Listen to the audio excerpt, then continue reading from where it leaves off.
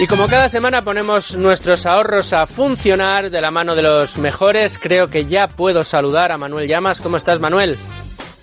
No. Hola, Manuel. A ver, ¿te tenemos por ahí? Luis Fernando, ¿qué tal? Aquí estamos, Manuel. Muy bien, muy bien. Muchas gracias por acompañarnos una semana más, Manuel. También tengo hoy en el estudio, gracias a Dios, a Domingo Soriano. ¿Cómo estás, Domingo? Hola, ¿qué tal, Luis Fernando? Pues muy bien, muy contento, con muchas ganas del programa de hoy, en el que, como siempre, tenemos a Value School. Luis Alberto Iglesias, ¿cómo estás? ¿Qué tal? Buenas tardes a todos. Pues muy bien, porque podemos presentar a nuestro invitado de hoy.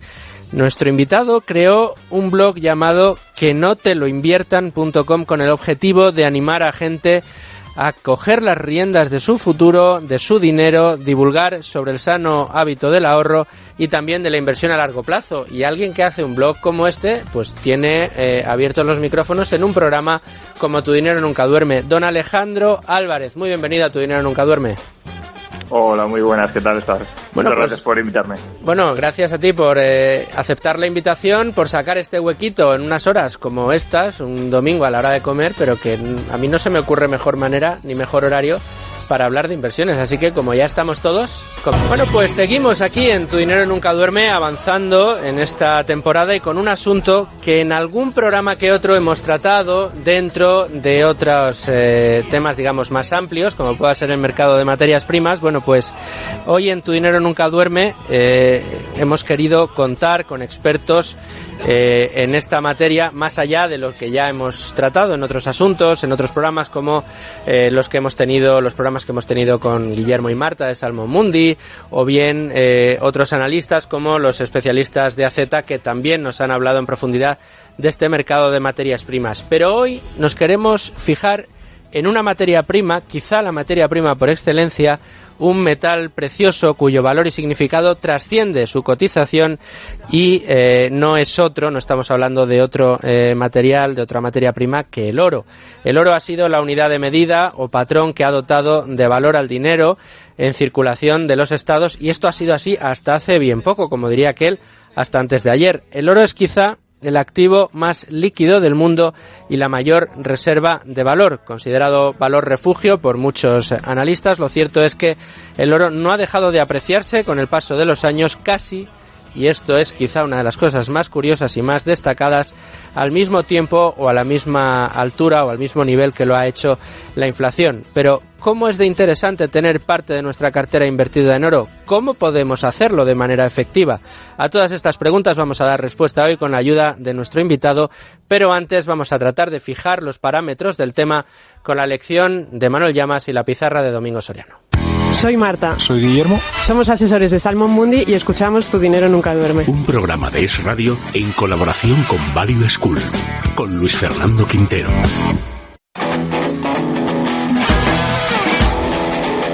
En Es Radio, Tu Dinero Nunca Duerme.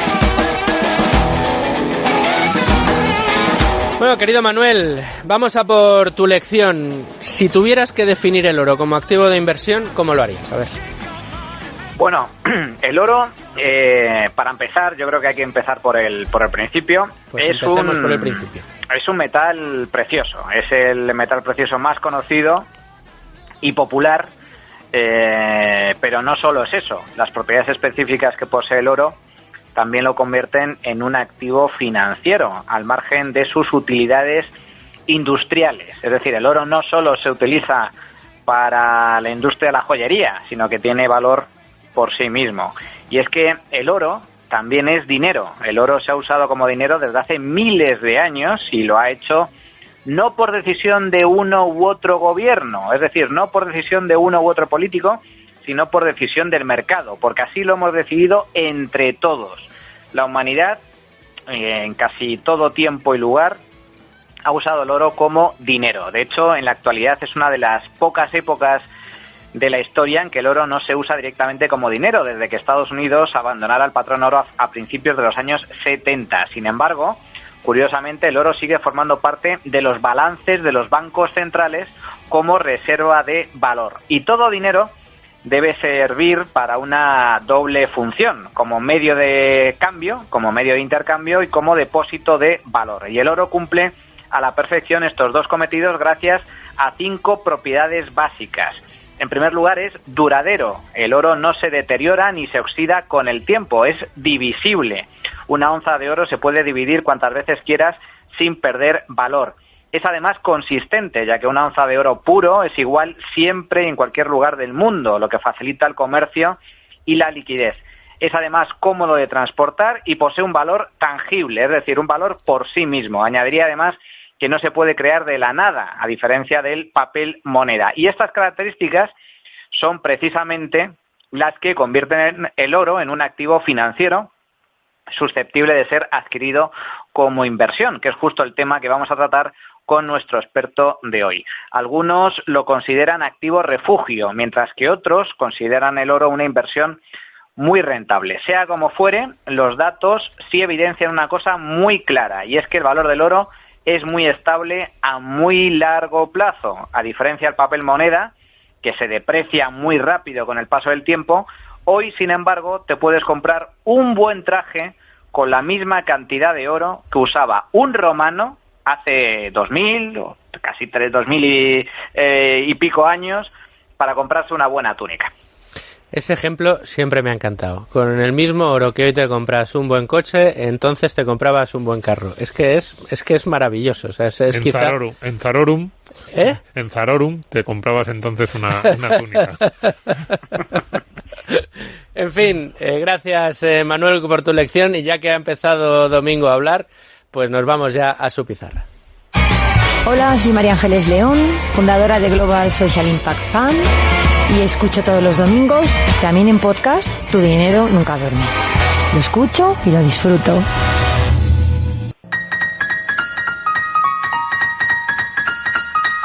Tu dinero nunca duerme. En Es Radio. Domingo Soriano, ponerle a un liberal el tema del oro encima de la mesa es, a priori, es un tema que nos atrae, ¿no? Es un tema que nos gusta. Pero ¿nos gusta tanto como para meterlo en nuestra cartera de inversión? ¿Cuán interesante es? ¿Y crees que es algo que sí que deberíamos todos plantearnos tener en nuestro mix de inversión? Sí, en realidad, a ver, nos gusta por ese debate sobre lo que supuso el patrón oro, sobre las bondades de una moneda más sólida que la tenemos actualmente, pero eso no vamos a entrar hoy. Bueno, probablemente entrará algo en la conversación, pero no es tanto lo que nos interesa, o por lo menos en la pregunta o la respuesta a la pregunta que me haces.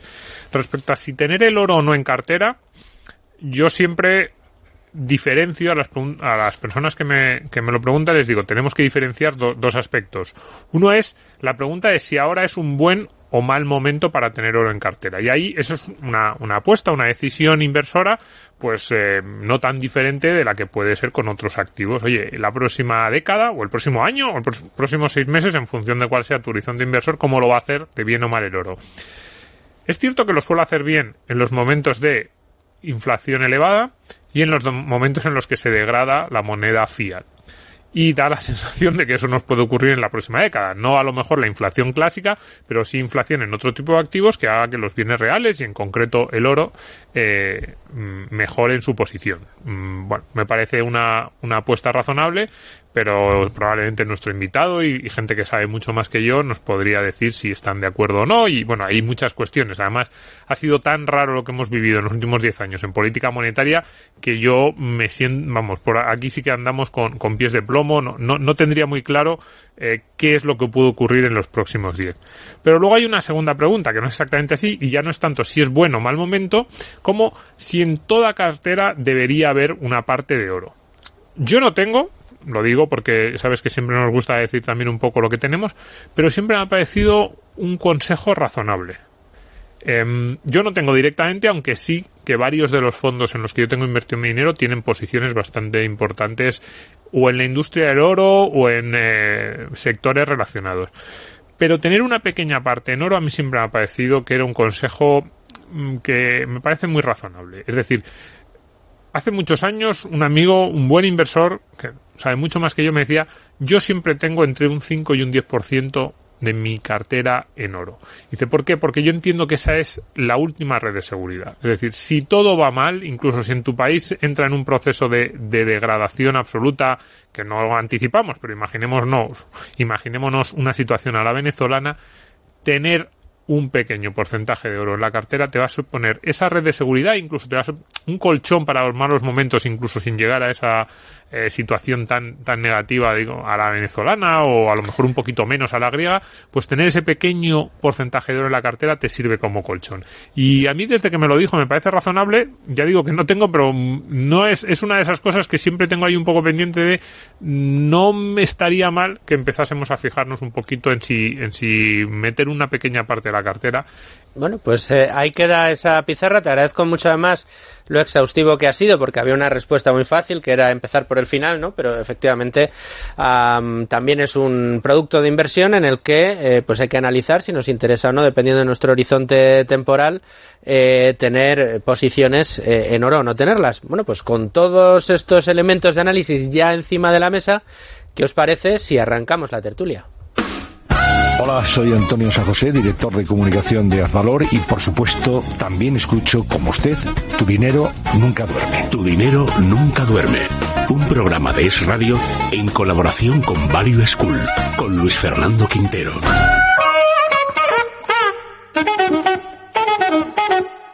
¿Estás harto de bajas rentabilidades? ¿No quieres seguir pagando altas comisiones a tu banco o gestora? Finicens es la solución perfecta para gestionar tu patrimonio. Traspasa tus fondos de inversión a Finicens y podrás obtener una mayor rentabilidad. Infórmate en el 910-483-004 y en finicens.com.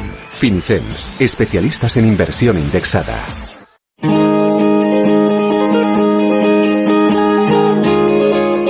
Tu dinero nunca duerme. Bueno, querido Luis Alberto Iglesias, desde Value School, qué tema más apasionante el que nos proponéis para el día de hoy, con un invitado de excepción que además sé que le encanta divulgar sobre este y otros muchos asuntos de los que tratamos aquí habitualmente cada fin de semana. Así que, Alejandro, Luigi, la costumbre en Tu Dinero Nunca Duerme es que la primera pregunta corra a cargo de nuestro querido Luis Alberto Iglesias, así que te cedo los trastos de preguntar, Luigi.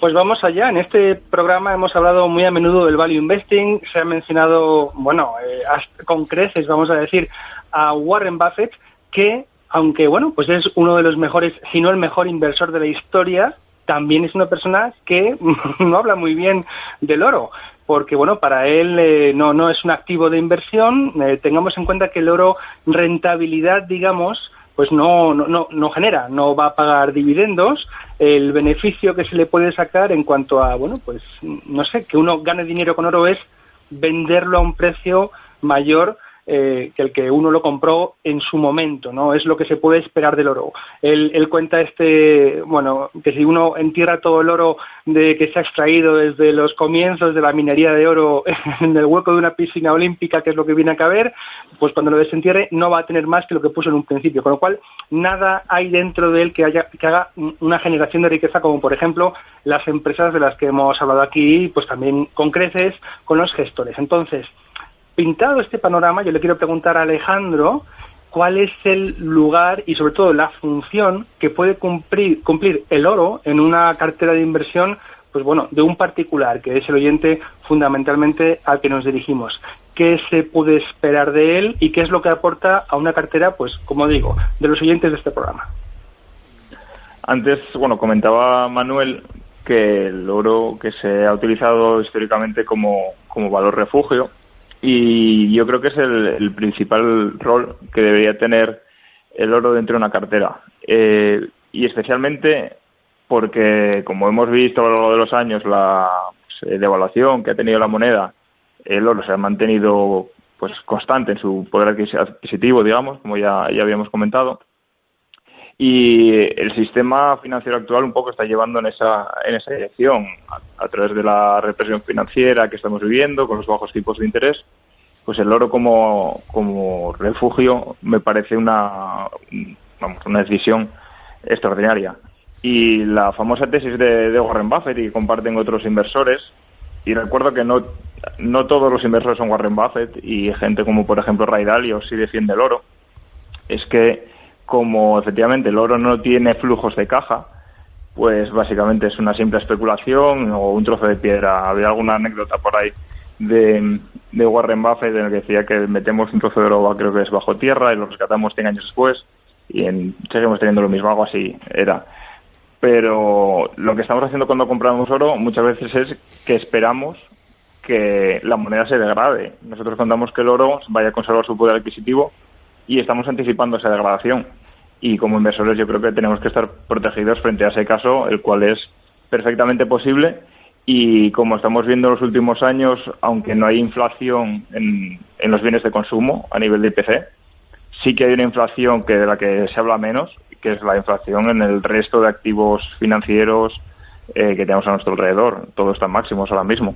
Entonces esa inflación oculta yo creo que es la que tarde o temprano podría estallar perfectamente en los bienes de consumo y no sería nada descartable. Pero bueno, más allá de especulaciones, siempre debemos estar protegidos ante ese escenario y el oro es un buen instrumento. Precisamente por esto, Alejandro, a mí me gustaría que entrásemos un poco en el debate, que yo creo que es un debate muy interesante, entre si precisamente el oro tiene que servir precisamente como protección, como activo refugio ante la posible, bueno, más que posible, segura depreciación de la moneda y por lo tanto ante la inflación, o como un activo que realmente es capaz de generar rentabilidad. Es cierto que en los últimos años pues el precio de la onza de oro ha subido de forma muy sustancial. Creo que ahora mismo está por encima de los $1.800. Este precio pues lógicamente es muy diferente al que cotizaba el oro pues durante la época de burbuja, donde llegó a cotizar pues a unos escasos cientos de dólares, con lo cual digamos que su precio ha aumentado de forma muy sustancial. Pero hay muchos inversores que lo ven realmente como un activo capaz de generar rentabilidad por sí mismo a largo plazo. ¿Tú, sin embargo, consideras que es más un activo conveniente para proteger la cartera, es decir, un conveniente para garantizarte o para tratar de contrarrestar la depreciación de la moneda, pero no tanto para ganar dinero a medio o largo plazo? Hombre, puedes ganar, y la rentabilidad histórica lo dice, puedes ganar bastante con el dinero y puedes tener muy buenas rentabilidades. Es más, históricamente creo que la rentabilidad del oro, desde que se rompió el patrón oro, pues creo que ha sido en torno al 7% aproximadamente. Y esto, para ponerlo en contexto, sería algo superior a la rentabilidad de los bonos estadounidenses a 10 años y, bueno, 3 puntos por debajo del mercado bursátil estadounidense. Que, bueno, también sabemos que hubo un gran periodo alcista durante los años 90 en Estados Unidos, pero si estrenchamos un poco esta horquilla de tiempo, el oro ha sido el mejor activo en los últimos 20 años, desde el año 2000, por encima también de tanto la renta variable como de los bonos estadounidenses. Su rentabilidad en los últimos 20 años del oro, estoy hablando periodo 2000-2020, ha sido del 8%. Por lo tanto, no estamos hablando, cuando decimos valor refugio, no queremos decir que únicamente cubra la inflación. Estamos hablando de un activo que ha tenido periodos muy buenos de rentabilidad, incluso en los últimos 20 años, que es un periodo largo de tiempo. Cuando hablamos habitualmente de largo plazo, 20 años yo creo que es largo plazo, una rentabilidad del 8% sin descontar la inflación, es una rentabilidad nominal, es una muy muy buena rentabilidad.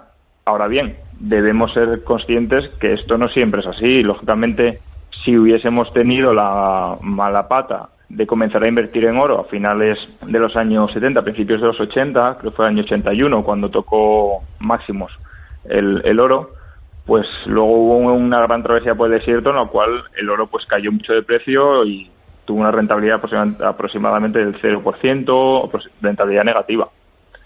Resumiendo, sí te genera rentabilidad, pero al final, como cualquier activo, va a tener épocas buenas, épocas malas, y un poco también dependiendo del escenario económico en el que nos encontremos. Si volvemos a tener un escenario como hubo en Estados Unidos en los años 70, de hiperinflación, donde la gente deje de confiar en la moneda, no sería, yo no considero que sea extraño ver un proceso similar al que se vivió por aquel entonces. Claro, a mí me gustaría preguntarte en esa línea, ¿cuál es tu apuesta para la próxima década? Porque decía Manu que el oro ha subido de precio en los últimos años. Bueno, normalmente cuando vemos que está subiendo decimos, bueno, pues a lo mejor va a entrar no solo con este activo, con cualquier activo, va a entrar en una fase pues a la inversa, de más caídas. Sin embargo, lo que han estado haciendo los bancos centrales con su política monetaria pues ha sido degradar en parte el valor y la calidad y las expectativas respecto de sus monedas. En algunos casos, además, de forma consciente y declarándolo y diciendo, vamos, ahora mismo hay un debate sobre si es necesaria más inflación y que los bancos centrales aumenten incluso ese tipo de políticas un poco heterodoxas. Si eso se produjera, la teoría nos dice que el oro debería seguir subiendo. Yo no sé si tú tienes una postura o no, si crees que es bueno o mal momento para este activo. A ver, los seguidores, la gente que siga mi blog sabrá que soy bastante reacio a hacer apuestas, a especular. También por esa razón mi cartera en un porcentaje muy grande se basa en los principios de la cartera permanente de Harry Brown, el cual dice que el futuro es incierto, y un poco para invertir me rijo bajo ese principio. Eso sí, si yo tuviese que ahora mismo pronosticar cuál sería el futuro a nivel inflacionario, pues las cosas no pintan bien. Yo me tiraría más eso como por un periodo tipo años 70 Estados Unidos. Totalmente especulativo estas palabras que estoy diciendo aquí, pero también tenemos que tener en cuenta que ya no solo los últimos 10 años y el último año a raíz de la crisis del coronavirus está siendo todo muy heterodoxo, como bien dices, Domingo, pero es que los últimos 50 años son heterodoxos. Llevamos 50 años fuera del patrón oro, que esto, si lo comparamos con toda la historia de la humanidad, es que son 2 días. Entonces, ¿qué puede pasar? Pues nada, nadie lo sabe, pero yo soy de los que no le gustan estas medidas heterodoxas y no confío en que los bancos centrales las tengan todas consigo para que sepan lo que están haciendo realmente o cuáles pueden ser las consecuencias. Soy muy reacio. Alejandro, ¿cuáles son, en tu opinión, los catalizadores fundamentales que mueven el precio del oro? Estoy pensando en análisis que hemos escuchado en este mismo programa sobre otras materias primas y análisis interesantísimos, ¿no? Respecto, por ejemplo, el petróleo, las previsiones de demanda de petróleo que pueda haber en el mundo. Hay quien piensa que este periodo de descarbonización va a hacer que disminuya la demanda de petróleo. Sin embargo, otros analistas se fijan en esa parte tan vasta del mundo que no puede prescindir precisamente de este tipo de materias primas, y lo que van a hacer va a ser incrementar su consumo durante los próximos años, y en virtud de esas previsiones es como hacen, digamos, su análisis respecto a las posiciones que mantienen en cartera o empresas vinculadas al petróleo, de shipping de petróleo o directamente de la propia materia prima. En cuanto al oro, da la sensación de que la inflación o, digamos, la política monetaria, la depreciación de la moneda fiat es lo que va a hacer que se produzca mayor o menor demanda de oro, que será lo que en definitiva haga subir o bajar el precio de este metal precioso. Pero ¿existe algún otro catalizador en el que nos podamos fijar? ¿Coincide los cambios de precio en el metal precioso, en el oro, respecto a otro tipo de eventos que podamos controlar, analizar o al menos poner sobre la mesa?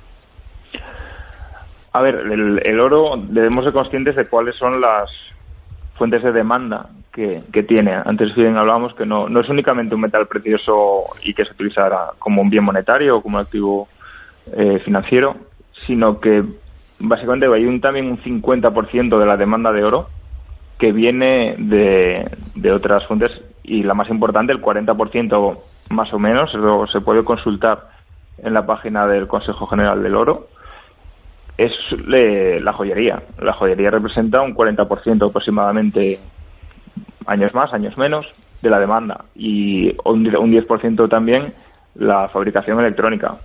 Por lo tanto, decimos que de un 50 o de un 100%, la mitad pueden venir de la demanda por estos sectores. Por lo tanto, bueno, puede contrarrestar la inversión en oro físico o ETFs, o incluso los propios bancos centrales, que no se nos tiene que olvidar que también representan un 10% de la demanda de oro, aproximados, son compradores netos de oro, que también participan y pueden ser catalizadores de aumentos de precio y también de caídas. Los bancos centrales tienen mucho oro en sus manos y no solo pueden hacer que suba el precio, sino que caiga si se empiezan a deshacer de sus posiciones de oro por el motivo que sea. Luigi. Oye, Alejandro, vamos a ver. Pongamos que el oyente está decidido a poner parte de su cartera de inversión en oro. Entendemos que una forma sencillísima puede ser comprarlo físicamente, es decir, monedas o lingotes más o menos grandes, y no estoy pensando en los lingotes de las películas, que el oro hay que decir que es un metal muy denso. Eso que se ve en las películas es que a lo mejor hacen falta 2 personas para levantar un lingote de esos, que no es muy práctico tenerlo en casa. Pero yo, fuera de estos obvios ejemplos de tenencia de oro, quiero que nos expliques, por favor, en qué consiste un ETF de oro, porque los amigos del programa seguramente habrán pululado por las redes sociales, en Twitter, la comunidad, que habla de que una forma de tener oro es a través de un ETF. ¿Cómo funcionan estos ETFs? Que, por recordar, significa Exchange Traded Funds, es decir, fondos que cotizan como si fuesen acciones.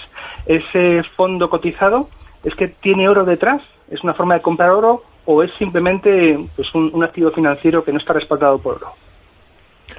Pues efectivamente los ETFs hay de varios tipos y uno de ellos son los que replican el precio del oro. Entonces, los ETFs de oro, igual que los ETFs que siguen el SP500, por ejemplo, que replican ese índice, los ETFs de oro replican la evolución del precio del oro. Pues, por lo general, dentro del oro tiene varios precios, podríamos decir, entre comillas, y uno de ellos es el que se marca a nivel de en Londres, en el mercado mayoritario del oro, y ahí se define un precio 2 veces al día y la mayoría de ETFs siguen ese precio. Y ETFs hay muchos luego de oro. Tienes desde de réplica física, que se suele llamar, que son ETFs que cuando tú compras participaciones de ese fondo, el ETF está obligado también a comprar oro y está respaldado por oro, porque al final lo que tú estás comprando al ETF pues es deuda. El ETF se compromete en devolverte en darte cierta cantidad de dinero cuando vendas, y precisamente están cubiertos por la misma cantidad de oro. Si el día de mañana tú decides vender tus participaciones, ellos están obligados a vender su respaldo en oro. Pero no todos los ETFs tienen la obligación de estar respaldados por oro.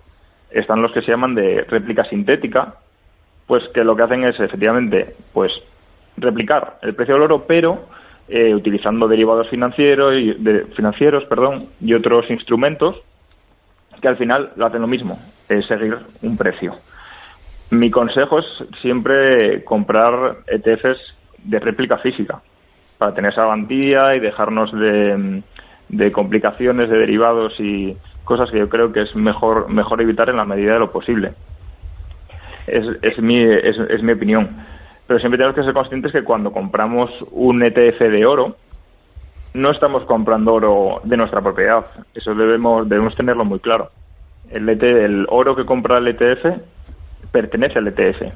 Luego hay algunos que sí te dicen, bueno, tienes derecho a reclamarlo, por lo general con unas condiciones bastante leoninas, podríamos decir, condiciones de altas comisiones, o te piden que tiene que ser una cantidad muy grande de oro la que tienes que pedir.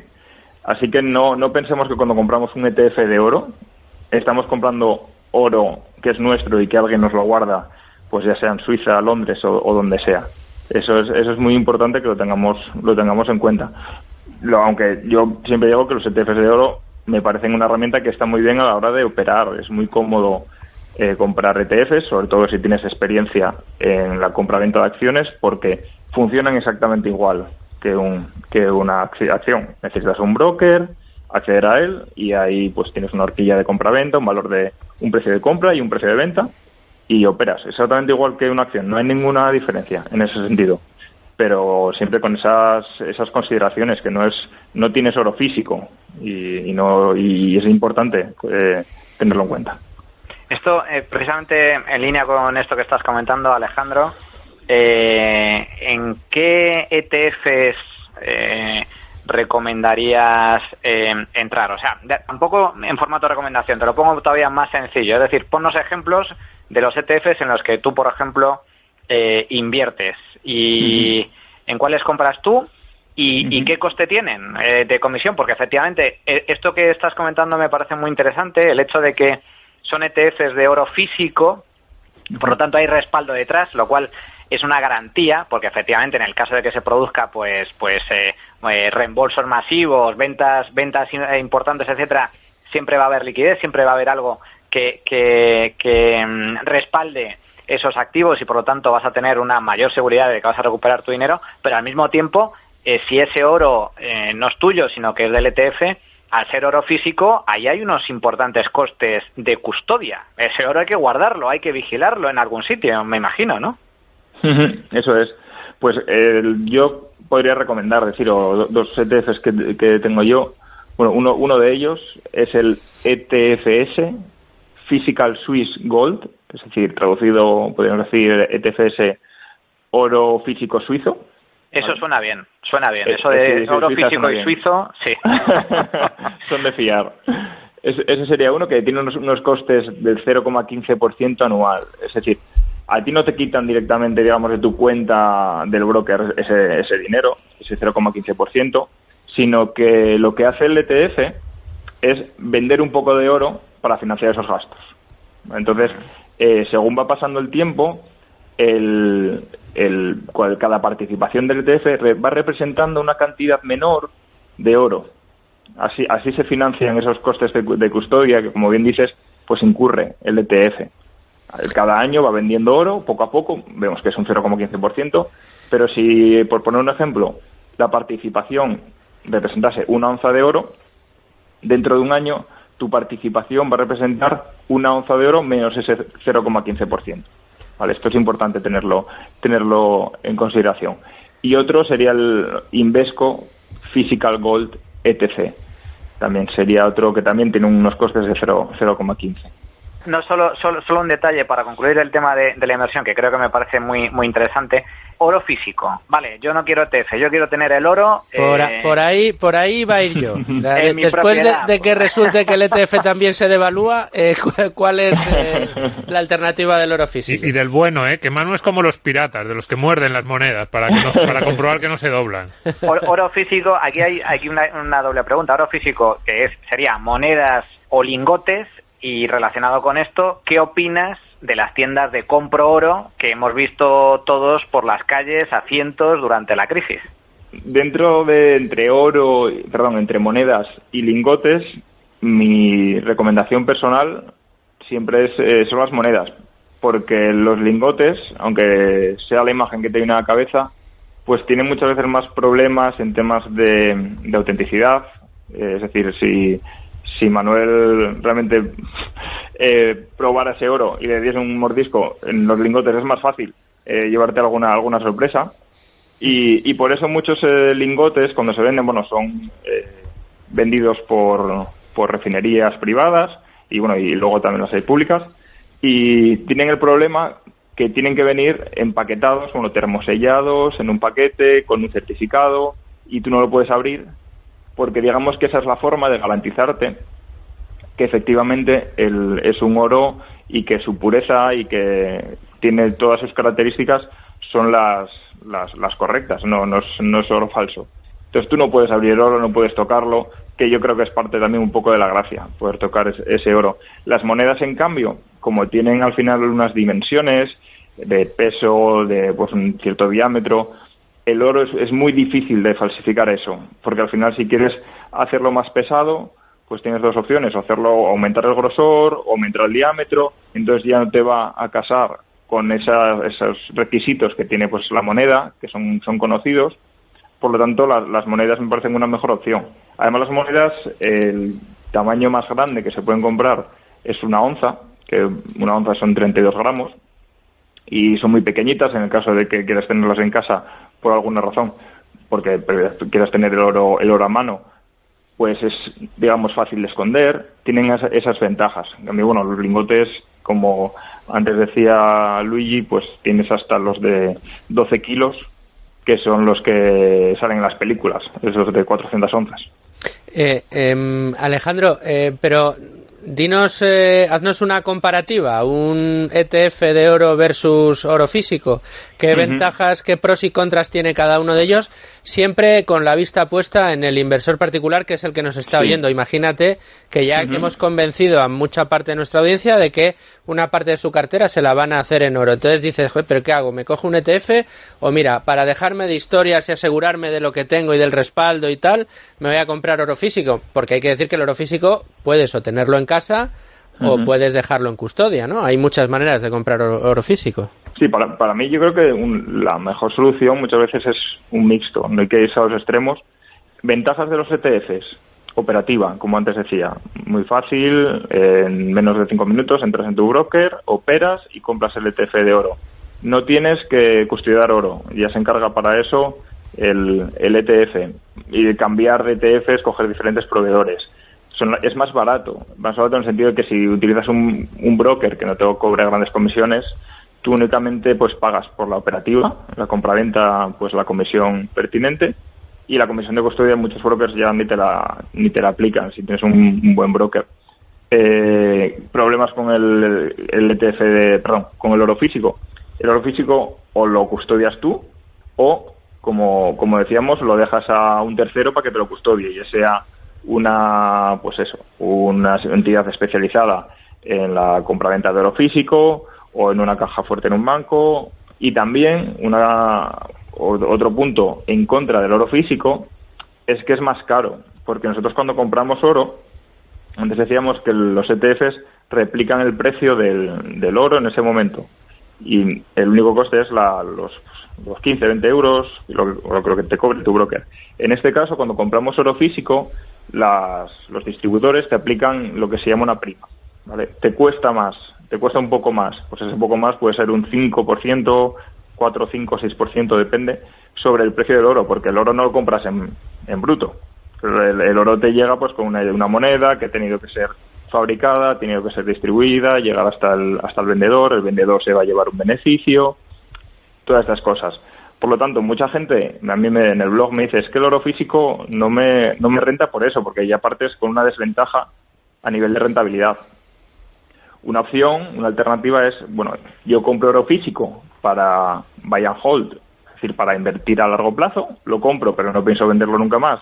Por lo tanto, si me lo quedo en casa, lo guardo en el jardín o lo que sea, no voy a tener ningún coste, lo voy a tener ahí y el coste es cero.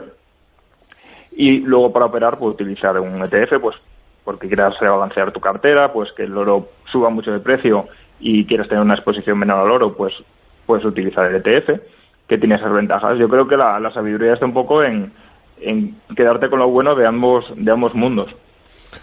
Me están gustando un montón los consejos, pero además me parecen muy prácticos y muy de poner en marcha mañana para el que le interese. Y en esa línea, Alejandro, yo decía antes esa posibilidad de tener una pequeña parte en la cartera como colchón o como red de seguridad.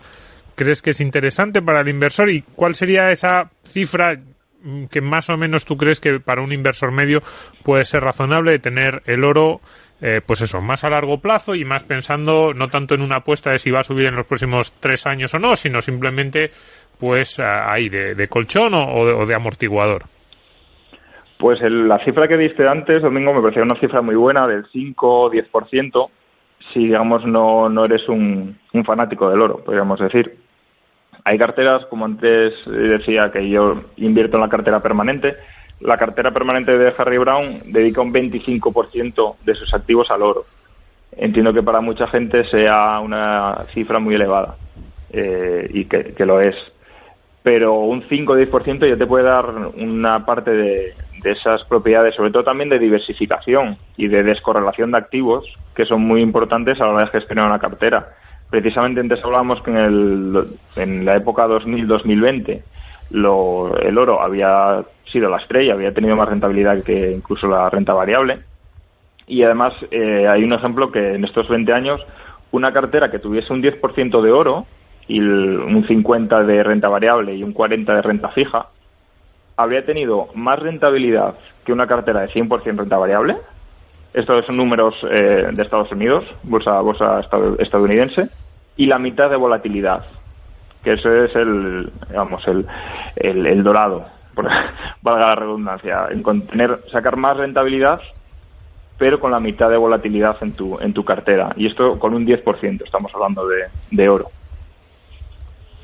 Oye, Alejandro, has mencionado varias veces a Harry Browne y su cartera permanente.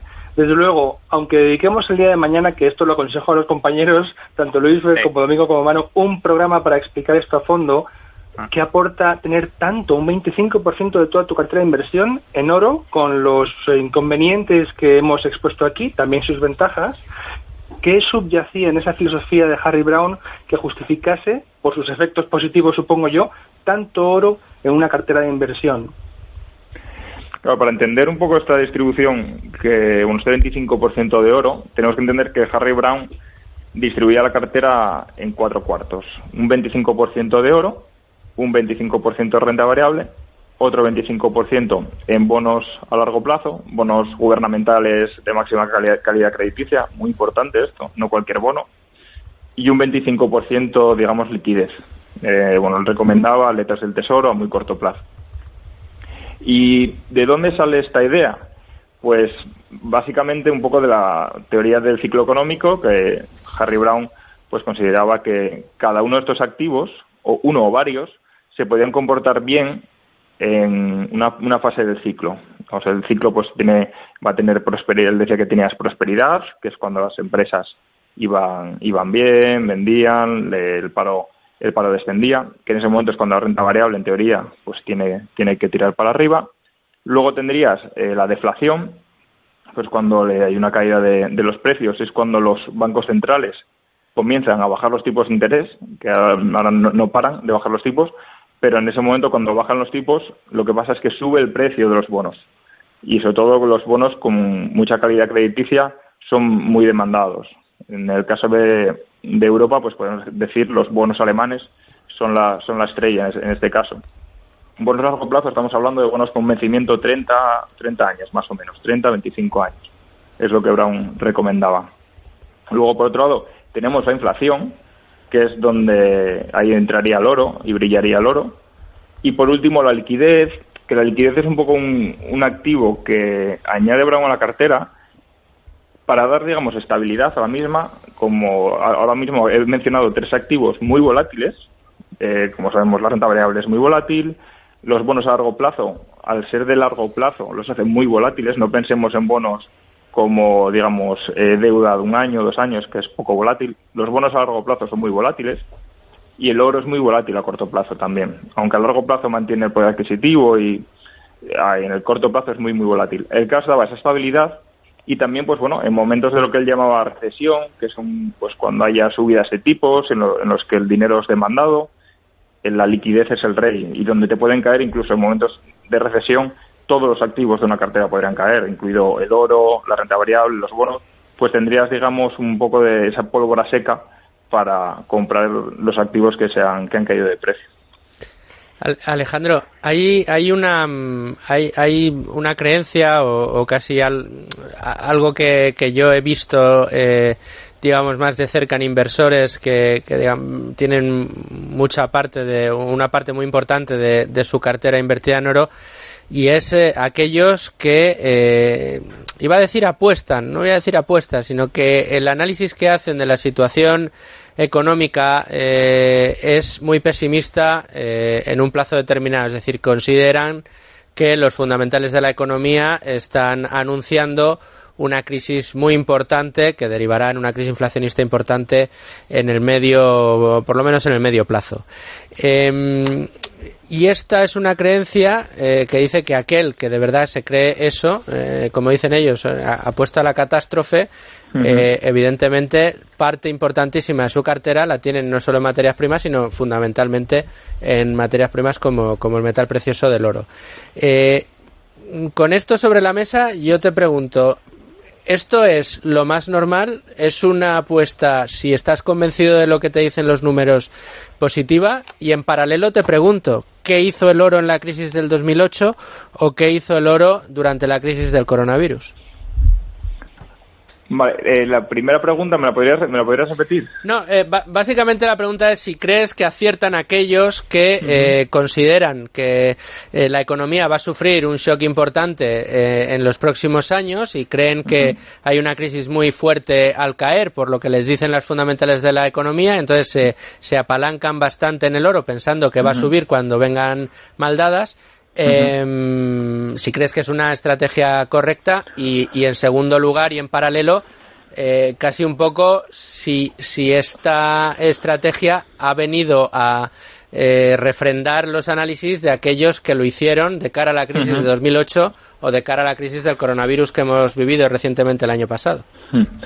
Hombre, sí, el llevar oro en la cartera en parte es una apuesta, si lo queremos otra vez, apuesta entre comillas a que la economía no va a ir bien o que el sistema monetario más bien no va a ir bien. Cuando ese matiz yo creo que es importante, ¿no? Es que no, claro, es desconfianza hacia el sistema monetario cuando te refugias en oro. Es que si tú confías tanto en el sistema, no tendría sentido cubrirte en oro. Pero ¿qué pasa? Que puede ser que no tengas razón. Puede ser que el sistema, pues, no digo que se venga abajo, digo pues que sufra una crisis importante. Y oye, seguramente que en los años 30, 40 nadie pensaba que se fuese a romper completamente el patrón oro y pasó. Tenemos esos pequeños cisnes negros que lo desconocido que desconocemos, que el oro nos protege frente a eso. Es también una expresión que me gustó mucho, que leí hace unos meses, que es el efecto Atila. Pues cuando hay guerras o catástrofes que no se prevén, no se pueden prever. De esto habla Taleb en su libro Cisne Negro. La gente no espera que haya una guerra. Luego, visto hacia atrás, es muy fácil decir, hombre, pues sí, cuentas la historia y parece que todo tenía sentido, aunque esa historia igual te la estás montando tú en tu cabeza. Pero es muy complicado ver cuando vienen los cisnes negros, cuando vienen catástrofes, nadie se lo espera. Y respecto a la crisis del COVID en marzo, cómo se comportó el oro, o en 2008, fue completamente alcista. Bueno, en marzo tuvo una gran subida, llegó a tocar máximos, me parece que fue en abril aproximadamente, o en agosto. Bueno, meses después de la crisis, ahora mismo no tengo las cifras, pero sí fue alcista precisamente por ese miedo. Y incluso el oro físico, que antes hablábamos de los ETFs de oro, el oro físico fue muy importante, más que los ETFs de oro, porque no había liquidez en el mercado, no era posible transportar. No daban abasto las refinerías, vamos. Claro, y aparte de no dar abasto, estaban todos los vuelos cerrados, estaba el comercio parado. No era posible suministrar oro. Entonces, aquellas personas que tuviesen oro en mano tenían una joya. Y nunca mejor dicho, ¿no? Es que era un seguro anticatástrofes, totalmente. Bueno, era lo que apuntaba Domingo al principio, ¿no? Tener ese seguro anticatástrofes encima. Efectivamente. Manuel. Si me permites una pregunta polémica, tú que eres un buen conocedor del oro y que además eres inversor activo, que no hablas de palabras, sino que actúas y llevas tiempo invirtiendo en oro, ¿qué opinas del Bitcoin? Que hay algunos que dicen que es el oro del siglo XXI, el oro digital. Yo sinceramente me parece una idea muy interesante. No sabemos cómo se va a comportar en el futuro. Dicen la gente que más lo sigue que es un activo que está en proceso de monetización y por eso es tan volátil, aunque la volatilidad cada vez se reduce más. Pero yo la primera vez que leí sobre el Bitcoin, creo que fue ya por el año 2012, me parece. Bueno, yo soy informático, para que no lo sepa, entonces, bueno, todo esto me llamó bastante la atención, la idea del Bitcoin. Y fue cuando empecé a leer también un poco sobre inversión y también escuela austríaca y el patrón oro y todas estas cosas. Y me llamó mucho la atención porque precisamente cuando leí, lo primero que me vino a la cabeza fue, esto es como el oro, porque es deflacionario, como para la gente que no lo sepa, el Bitcoin es deflacionario. Hay un número limitado de Bitcoins que cada año se va reduciendo y me pareció muy, muy buena idea. Y en parte antes hablábamos de esa visión contraria o frente a catástrofes de la economía.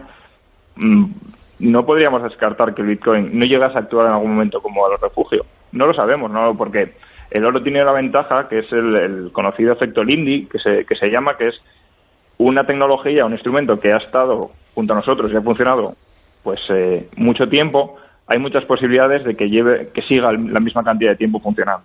Pues si el oro lleva con nosotros actuando como activo financiero 200 años, por decir más o menos, lo más probable es que siga otros 200 años.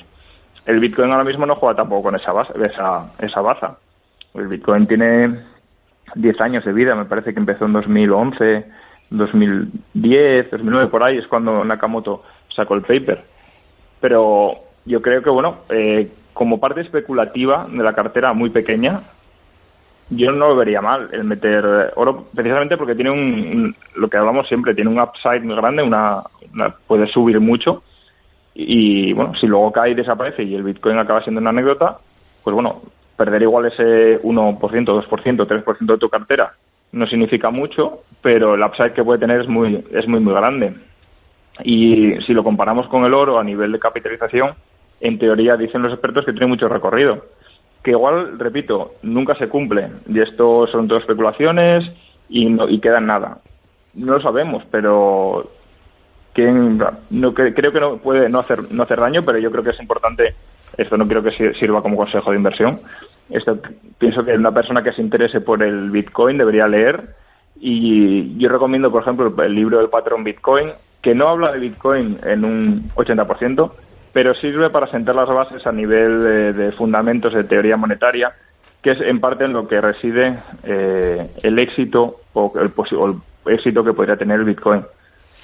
Pues éxito sin duda el del programa de hoy, Alejandro. Es uno de esos programas, y llevamos muchos ya, en los que podemos ponerle un buen post-it en el lomo, dejarlo en la estantería para siempre recordar dónde está y recogerlo. Como bien saben todos nuestros oyentes, esto lo decimos de manera metafórica, pero en el repositorio de podcast en Es Radio o en Value School, o bien en cualquiera de las plataformas en las que encuentran Tu Dinero Nunca Duerme, Apple Podcast, Spotify, iVoox, de cualquiera de las maneras que ustedes nos sigan, aquí tienen uno de esos programas que tendrán que recoger y recordar, y veremos momentos en los que el oro volverá a subir muchísimo y volverán a reescucharse este programa y se arrepentirán de no haber seguido los consejos, o bien verán momentos en los que baje muchísimo el oro y entonces volverán a este programa para recordar cuáles eran los catalizadores que movían hacia arriba o hacia abajo este metal precioso, y sobre todo los fundamentales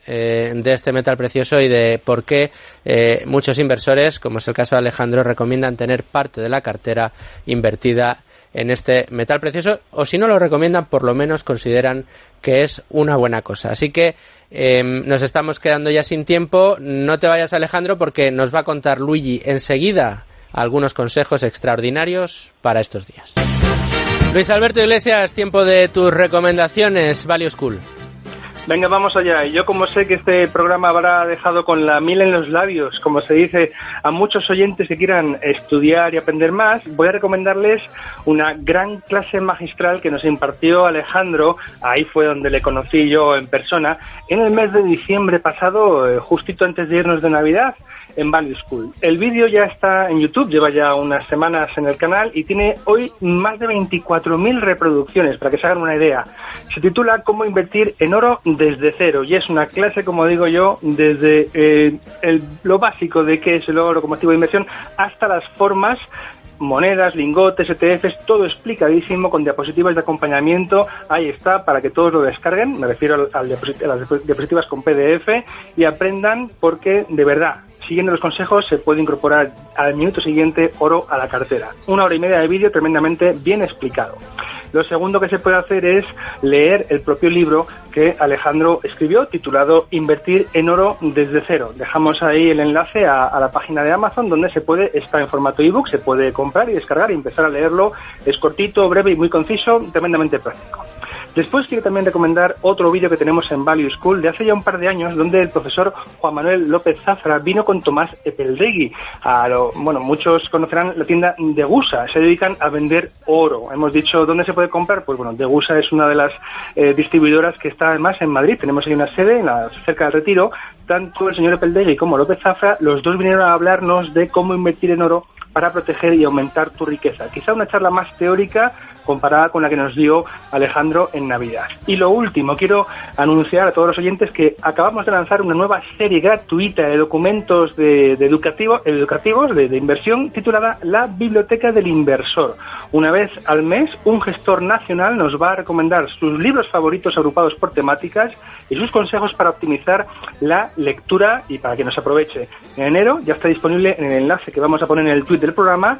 El número de enero tiene a Carlos Santiso como gestor protagonista, que es el gestor de Icaria Cartera Permanente e Icaria Capital Dinámico, fondos que invierten, algunos de ellos, en la filosofía de cartera permanente que ha explicado Alejandro. Bueno, pues ahí quedan recomendaciones, desde luego, para no perder ninguna de ellas. Ya están todas en nuestro Twitter del programa. Y bueno, sí que, Luigi, muchas gracias por traernos, insisto, esas recomendaciones. También gracias a ti, Luigi, y a Value School por el programa que hemos tenido hoy. Alejandro, gracias por atendernos en el día de hoy, por todo lo que nos has enseñado sobre esta inversión tan interesante y que despierta también, valga la redundancia, interés en tanta gente. Muchas gracias a vosotros por tenerme aquí. Un placer, y como siempre digo, a los nuevos que aparecéis por aquí por Tu Dinero Nunca Duerme, amenazo con volver a invitarte, así que ya queda hecha la advertencia y espero que podamos contar contigo de nuevo muy pronto. Recojo el guante. Fantástico. Bueno, domingo.